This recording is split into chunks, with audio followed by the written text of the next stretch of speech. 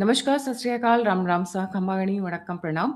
आप सभी का ऑल्टरनेट मीडिया में फिर से स्वागत है। मैं आपकी होस्ट गायत्री देवी। हमारे साथ जुड़े हैं डॉक्टर विक्रम सिंह सर, पूर्व DGP Uttar Pradesh and chancellor of Noida international university.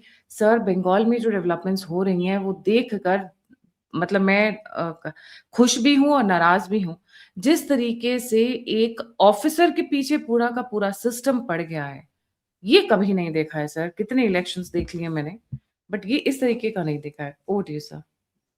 Thank you very much Gayatri ji. आपने बड़ी कृपा की कि अपने प्रतिष्ठित मंच ऑल्टरनेट मीडिया पे और मुझे उस विषय के ऊपर संवाद का अवसर दिया जिसकी चर्चा सर्वत्र हो रही, पूरे देश में हो रही। ये अत्यंत दुर्भाग्यपूर्ण है कि कोई अगर अपना काम करना चाहे, उसका मनोबल किस तरीके से गिरा दिया जाए। और मनोबल ही नहीं गिरा दिया जाए, ऐसी धमकी दे रहे हैं कि 4 मई के बाद तुम कहीं भी होगे, हम तुम्हें ढूंढ करके लाएंगे और तुम्हें तबाह कर देंगे। ये प्रवक्ता महोदय का है। जहांगीर खान जो है, जिसके बारे में बताया जाता कि शोहरत आम, नेशनल ह्यूमन राइट्स कमीशन, वो भी जो है धमकी की बातें कर रहे हैं। और मैं आपके चैनल के माध्यम से मेरा परामर्श होगा, जो जो लोग ये धमकियां दे रहे हैं, कृपा करके उसके बारे में कार्रवाई हो जाए, मुकदमा लिख लिया जाए। क्योंकि ये हेट स्पीच और राजकीय कर्मचारी के कर्तव्य के करने में जो व्यवधान उत्पन्न कर रहे हैं, तदनुसार जो पुरानी आईपीसी 332 थी उसके अंतर्गत और जो वर्तमान भारतीय न्याय संहिता है, समुचित धाराओं में अपराध पंजीकृत किया जाए। डॉक्टर अजय पाल शर्मा को वांछित सुरक्षा दी जाए। नंबर 3, क्योंकि जिस तरीके के गुंडे मवाली धमकी दे रहे हैं, यह आवश्यक होगा कि डॉक्टर अजय पाल शर्मा और उनके परिवार को वांछित सुरक्षा भी दी जाए। अब बात आ जाती है कि उन्होंने ऑलरेडी एक मुकदमा लिखा दिया है डॉक्टर अजय पाल शर्मा को कल देर शाम को। मुकदमा इस बात पे लिखाया है कि उन्होंने जाकर के घर में तलाशी लेने की कोशिश की और महिलाओं के साथ अभद्र व्यवहार किया। देखिए, ये चीजें हमारे पुलिस की उप संस्कृति कहते हैं पेशबंदी, कि चूंकि आपके यहां तलाशी हुई, अब आप चूंकि आपका उल्लू सीधा नहीं हुआ, तो आप अधिकारियों के ऊपर और पुलिस फोर्स के ऊपर अपने आत्मरक्षा में अपने पाप को छुपाने के लिए आप एक फर्जी मुकदमा लिख रहे हैं।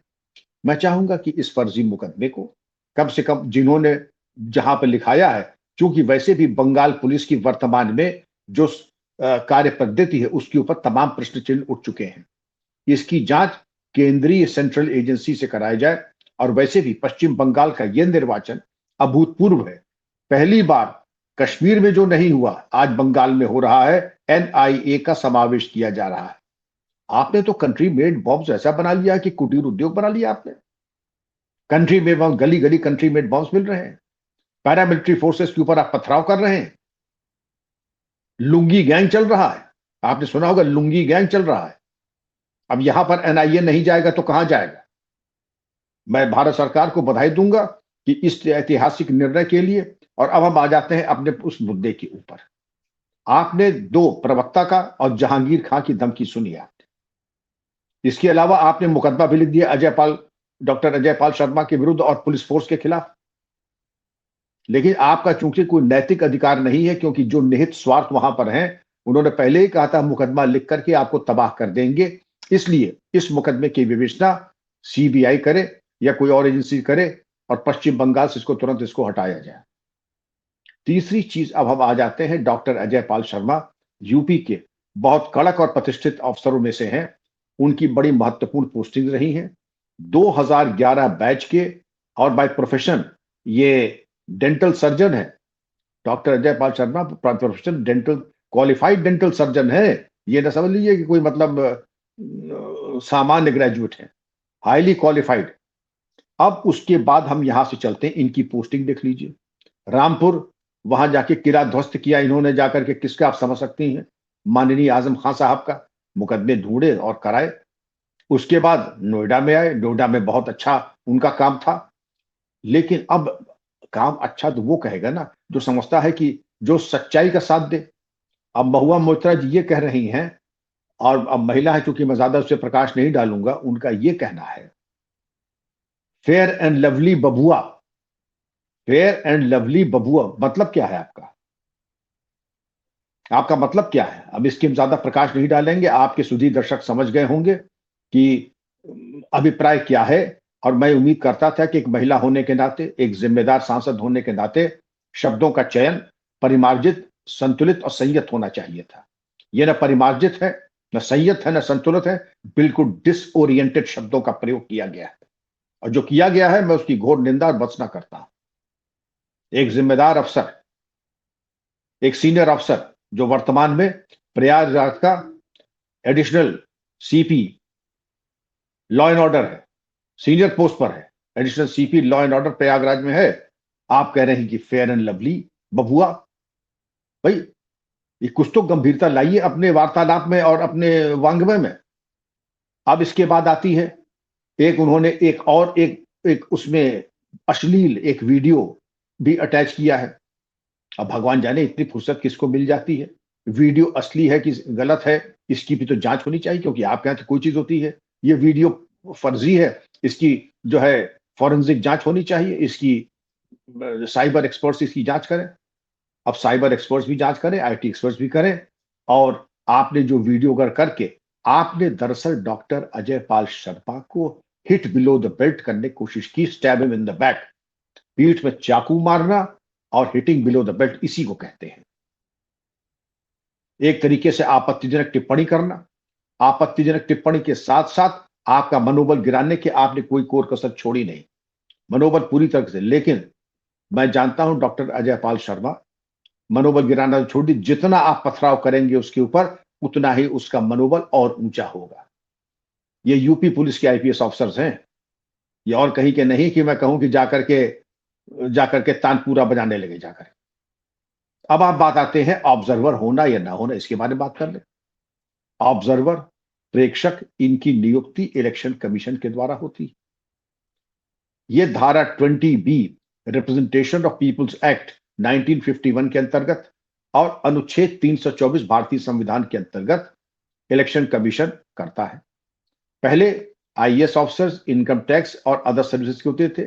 2011 के बाद चूंकि बड़ी संख्या में पुलिस फोर्स लगती है, पैरामिलिट्री लगती है, अर्धसैनिक बल लगते हैं, तो इसके लिए ये देखा गया तो 2011 से आईपीएस ऑफिसर्स भी ऑब्जर्वर्स बनाए जाने लगे और उसके बड़े अच्छे परिणाम आए, क्योंकि फोर्स का मूवमेंट, फोर्स का मनोबल, इंटेलिजेंस कलेक्शन, इंटेलिजेंस शेयरिंग, मारक क्षमता, उन पर नियंत्रण, बल प्रयोग, ये तमाम विषय ऐसे हैं जिसके बारे में बेहतर ज्ञान और बेहतर व्यवहार आईपीएस ऑफिसर्स ही कर सकते थे। अब आ जाइए ऑब्जर्वर्स के बारे में। सारी दुनिया, अरे ये ऑब्जर्वर थे तो जहांगीर खां के यहां कैसे चले गए? ऑब्जर्वर थे तो वहां जाकर के क्या करते? हम जाकर के वहां पिकनिक मनाते, बोट राइड करते, जाकर के निजाम रोल खाते, जाकर के आप क्या चाहते थे उनसे? जहांगीर खां एक कुख्यात वहां का व्यक्ति है, उसकी शोहरताम ऐसी थी, आप देखिए शायद यूट्यूब पे आपको मिल जाए। अजय पाल शर्मा अपने फोर्स के साथ जा रहे हैं, पूछ रहे हैं पड़ोसियों से, तुम जानते हो भाई जहांगीर खां का मकान कहाँ है? हम नहीं जानते हैं। मतलब वहां कोई कुछ नहीं जानता, किसी ने उसका मकान नहीं देखा, किसी ने उसका नाम नहीं सुना, किसी के बारे में, मतलब आप ये समझ लीजिए कि पूरे क्षेत्र में या तो असहयोग या भय और आतंक, या असहयोग और भय आतंक दोनों, किसी ने अजय पाल शर्मा जी को जहांगीर खां का मकान नहीं बताया। ये खैर ढूंढते पहुंच तो गए वहां पे, लेकिन जहांगीर खां वहां पे थे नहीं। उन्होंने केवल इतनी बहुत बड़ी गलती कर दी जो सचेत कर दिया वहां पे कि देखिए गुंडागर्दी करेंगे तो उसके परिणाम होंगे। तो आप क्या समझते हैं कि ऑब्जर्वर वहां जाता है कि केवल जाकर के छेने की मिठाई खा करके आ जाए, या वहां जाकर के केवल जो कहावत है, pussy cat where have you been, I have been to London to look at the queen and what did you do there, I frightened a little mouse under the chair, ये नहीं होने वाला है कि I frightened a little mouse under the chair. He is there with a purpose and he is there to fulfil a duty. जिस आदमी की जो भय और आतंक का पर्याय है, आप फिर जहांगीर खां की मीटिंग देख लीजिए, किस तरीके से वो धमका रहा है।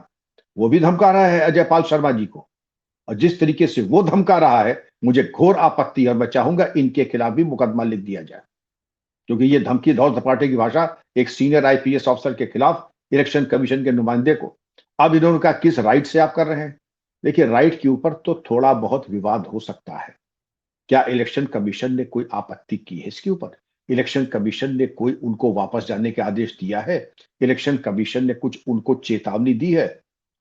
कुछ भी नहीं कहा है इलेक्शन कमीशन ने। तो जिसका अनुमोदन है, इलेक्शन कमीशन का आदेश सर्वोपरि है। अच्छा, आप हाई कोर्ट गए, हाई कोर्ट में भी आप मुंह की खा गए, हाई कोर्ट में भी आप मुंह की खा गए। और मुझे बताया जाता, मुझे मालूम नहीं कि मैंने सुना है कि शायद सुप्रीम कोर्ट में भी गए, लेकिन अभी टीवी खुला है मेरे सामने। नहीं सर, मॉर्निंग में गए हैं, सुप्रीम कोर्ट गए हैं ये लोग मॉर्निंग में। जी, मॉर्निंग में गए हैं, लेकिन अभी लगता कि इनको कोई मुफीद आदेश मिला नहीं माननीय सर्वोच्च न्यायालय से, क्योंकि अभी टीवी खुला है। और खैर, अच्छी खबरें आ रही है वो मैं बताऊंगा नहीं, क्योंकि विषय परिवर्तन हो जाएगा। नहीं नहीं सर, और बता दीजिए, आज तो बंगाल ही है, पूरा खुमार बंगाल का ही है। मैं सुन रही जी हूँ कि 3 बजे तक 80% वोटिंग हो गई, ये न्यूज आ रही है मेरे सामने भी। जी, और पिछली बार की जो वायलेंस थी 2021 की, उसके मुकाबले कुछ भी नहीं हो पाया। पिछली बार तो 5-3-2 के कत्ल हुए थे, 5-3-2 = 10। लेकिन इस बार ईश्वर की कृपा और election commission, paramilitary forces, police force और प्रशासन, इनका सबका जो सहयोग था और जिस तरीके से उन्होंने किया है, देखिए, छुटपुट घटनाएं हुई हैं, मारकूट हुई है, और सबसे ज्यादा भयानक चीज ये थी कि आपके ईवी मशीन के ऊपर टेप लगाए जाने की इन्होंने कोशिश की है। इसको कहते हैं कि बूथ कैप्चरिंग की कोशिश तो इन्होंने की, लेकिन चुट्टेपने से।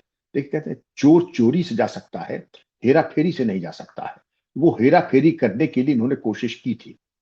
दूसरा एक कोशिश हुई थी, मुझे मालूम नहीं, लेकिन ये लोग बता रहे थे, न्यूज में भी आया था, कि कुछ लोग, प्रिसाइडिंग ऑफिसर्स, लंच टाइम पे दरवाजा बंद करके लंच कर रहे थे। ऐसा कोई प्राविधान नहीं है कि इलेक्शन के दौरान आप दरवाजा बंद करके, पोलिंग रोक करके लंच करें।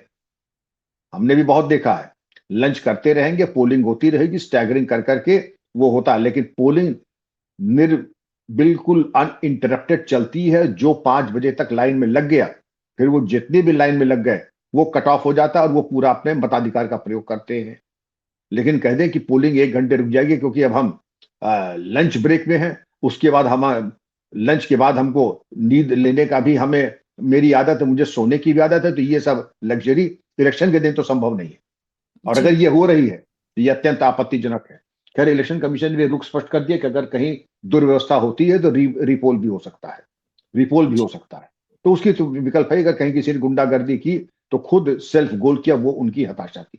अब आप देखें, इलेक्शन कमीशन ने कोई आपत्ति नहीं की अजय पाल शर्मा ने जो किया। हाई कोर्ट में आपको रिलीफ नहीं मिली, सुप्रीम कोर्ट का कोई अभी आदेश प्राप्त नहीं हुआ, और अब समय अब हो रहा है 4, 4:15 बज रहे हैं।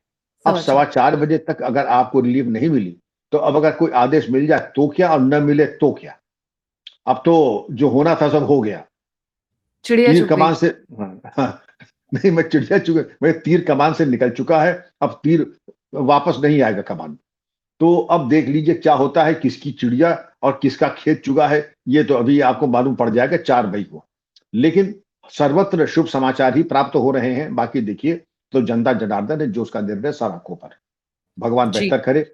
पश्चिम बंगाल की पवित्र भूमि, स्वामी विवेकानंद, रामकृष्ण परमहंस, बेलूर हम्म। मठ, काली मंदिर, ये तमाम पवित्र स्थल, और हमारी जो है तीर्थ स्थल वहां पर है, तो उसको नमन करते हुए मैं समझता हूँ जनता जो निर्णय देगी वो सबके लिए सर्वमान्य होगा। लेकिन अभी हम लोग बात कर रहे हैं डॉक्टर अजय पाल शर्मा के बारे में। आप कुछ कह रही थी, आप पहले अपने प्रश्न कहें, फिर उसके बाद मैं सर, इनकी उसका जो उत्तर वीडियो दूंगा। वायरल हुई है जिसको लेकर ये बड़ी आपत्ति कर रही है, क्योंकि मैंने भी वो वीडियो देखी और मैंने जानबूझ के मेंशन नहीं किया, किसी के घर पे पार्टी हो रही है, कोई महिला बैठ के डांस कर रही है, अगर उसके साथ 2 ठुमके लगा भी लिए तो क्या हो गया? What is the big deal about it? क्या हम लोग नहीं नाचते हैं? पार्टीज होती हैं, अगर कुछ हुआ तो मैं कितनी बार हम लोग भी डांस करते हैं। और क्योंकि एक प्राइवेट पार्टी का किसी ने, इसीलिए सर आजकल प्राइवेट पार्टीज के भी वीडियोस नहीं बनाने चाहिए, बनने ही नहीं देना चाहिए, क्योंकि क्या होता है, उसको कौन किस एंगल से प्रेजेंट करेगा, वो भी एक बहुत बड़ा महत्वपूर्ण विषय हो जाता है। मतलब मैं स्पेशली आप भी। जी। दीजिए, आप पहले पूरा कीजिए, फिर मैं कहूँ, पहले पूरा कीजिए। क्योंकि ये जो जहाँ पे वो ठुमका लगा रहे हैं, वो ऐसा तो नहीं कि अभद्र व्यवहार कर रहे हैं, अभद्र कपड़े नहीं पहने हुए हैं, कोई ड्रिंक नहीं ले रहे हैं, सिर्फ क्या ठुमका ही तो लगा रहे हैं, उसमें what is the big deal? और सब नाचते हैं। सो वो एक प्राइवेट पार्टी का इवेंट निकाल के महुआ मोइत्रा, सूप हंसे तो हंसे छलनी हंसे जिसमें 72 छेद, खुद पार्लियामेंट के क्वेश्चंस बेचती थी सर, दुबई से पैसे लेके जी वो करती थी। ये जी जी। ऐसी महिला अगर कोई कमेंट करे तो ऐसा लगता है कि मतलब कि किस मुंह से बोल रही हैं ये, और ये लैंग्वेज क्या बोलती हैं, वो जो बबुआ वाला सर आपने बोला, फेयर एंड लवली बबुआ, उसके बाद ये कहती हैं हम लोग तो वो लोग हैं जो कायदे से आपका छोटा फैंटा और बड़ा फैंटा का भी इलाज कर लेते हैं। हीरोगिरी थोड़ा संभाल कर कीजिए।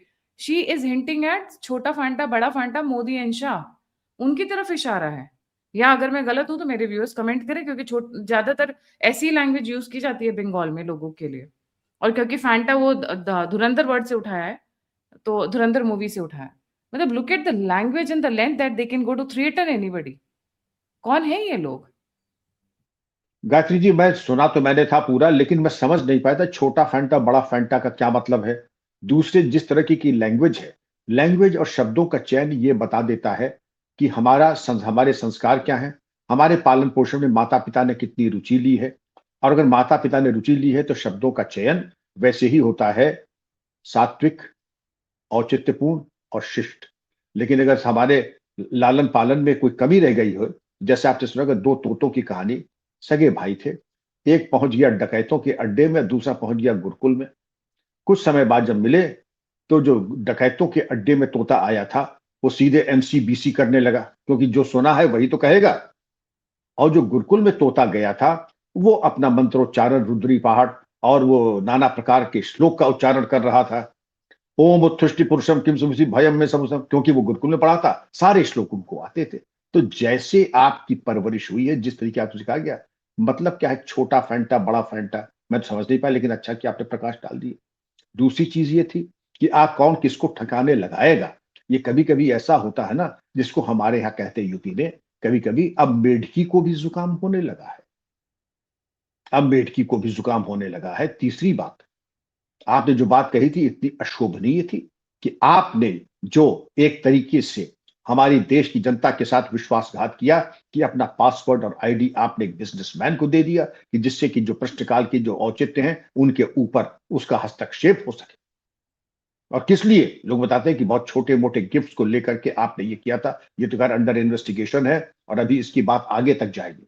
लेकिन गायत्री जी, वही आपने कहा ना, सूप बोले तो बोले, छलनी क्या बोले जिसमें 72 छेद हो।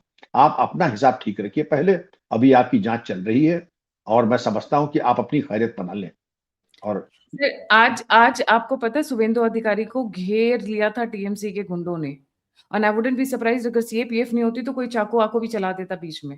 बिकॉज इनकी हरकतें ऐसी रही हैं, डराना धमकाना। और एक बार शुभेंदु अधिकारी पे चल जाता तो लोगों का मनोबल गिर जाता। इमीडिएटली सेंट्रल फोर्सेस भागी है, उनके आसपास में घेराबंदी की है। एंड थैंक्स टू द जनता, जनता ने पिटाई की है इनके गुंडों की। आज अभी ये, क्योंकि we have been following all the जितना भी ये चल रहा है। फालता में जो आपने बताया सर टेप का हो गया, 24 परगना में ममता खुद गुंडों के साथ उनकी गाड़ी से गुंडे उतर कर लोगों को डराने की कोशिश कर रहे थे। रत्ना देवनाथ जो जो आरजी कार मेडिकल कॉलेज के जो वो हैं, उनके साथ बदतमीजी बूथ नंबर 165 पे। आपस में लड़ रहे हो तो अलग कहानी है, तो छुटपुट छुटपुट घटनाएं आ रही हैं। बट सर सोचिए 3 लाख लोग, 3 लाख पर्सनल, 142 सीट्स पे फर्स्ट फेज में, and then they move to the second phase. Yet they have the courage and the guts. ये लुंगी छाप जो कम्युनिटी है वो उतर आई है, बवाल बवाल करने की पूरी कोशिश कर रही है। 6 बम आज भी पाए गए हैं सर, आज भी एक जगह मिले हैं। मैं उम्मीद करता हूं कि एनआईए जरूर इसकी विवेचना करेगी। और गायत्री जी, आपने जो लुंगी गैंग के बारे में कहा था, लुंगी ब्रिगेड, लुंगी गैंग, इन लोगों को ट्रेन, और कितनी जड़ों तक ये नीचे पहुंच चुके हैं। कल मैं जब किसी शो में था तो लोगों ने कहा कि ममता ने कुछ दिन पहले ये धमकी दी थी कि अगर मैं इन लोगों को नियंत्रण न करूं, इनको मैं छोड़ दूं, तो तुम लोगों का क्या होगा। आप कहें कौन किसको धमकी दे रहा और किसके दम पे धमकी दे रहे हैं। मैंने मान लिया, चलिए एक वर्ष के सिनेरियो, अगर हमारा दुर्भाग्य, हमारे पाप का इसी तरह का अगर हमें प्रायश्चित करना है कि वो दुर्दिन भी देखना है कि लुंगी गैंग आक्रमण कर दे। अब हम इस चीज पे आते हैं, अगर आपने कर दिया तो आपके ये पालतू कुत्ते कितनी दूर तक जानेंगे। ये पालतू कुत्ते जो हैं, ये कितना, लोग कहते हैं ना, दो हमने देसी पिल्ले पाल लिए और मोहल्ले भर को हम डरा रहे हैं कि हम पिल्ले छोड़ देंगे। उनको ये नहीं मालूम पिल्ले आप छोड़ सकते हैं, ये आपका अधिकार है, लेकिन उसके बाद पिल्लों का क्या करेगा मोहल्ला, ये आप समझ लीजिए अच्छी तरीके से। वो जो आप जिनको धौंस धपाटी कर रहे हैं कि इनको अगर आपने छोड़ दिया तो पूरा देश आपके ऊपर टूट पड़े रहेगा, न रहेगा बांस न बजेगी बांसुरी। कान खोल के सुन लीजिए, हम लोग बड़े शालीन लोग हैं, हिंसावादी हैं, हाथ जोड़ के कर, लेकिन ऐसी धमकी अगर आपने दी कि आप बड़ी जनसंख्या को अपने लुंगी ब्रिगेड से आप आक्रमण करवाएंगी, तो उसके भयावह परिणाम के आपके ऊपर भी होंगे। फिर लुंगी ब्रिगेड ही नहीं निपटेगी, जो लुंगी ब्रिगेड का संचालन और जिसके हाथ में रिमोट है वो भी निपट जाएगा। ये मैं भविष्यवाणी कर रहा हूं। एक सीमा होती है, जैसे शिशुपाल की 99 पाप भगवान ने माफ कर दिए थे और 100वें पाप पे सुदर्शन चक्र चल गया। ये वही समझ लीजिए कि हो सकता है कि 100वां पाप हो। जी, thank you so much sir for joining. जाने से पहले व्यूअर से रिक्वेस्ट है, लाइक, सब्सक्राइब और शेयर करना ना भूलें। इसी के साथ जय हिंद, जय श्री राम, हर हर महादेव, जय बंगला मुखी माता की। जय हिंद, वंदे मातरम। Thank you. Thank you sir.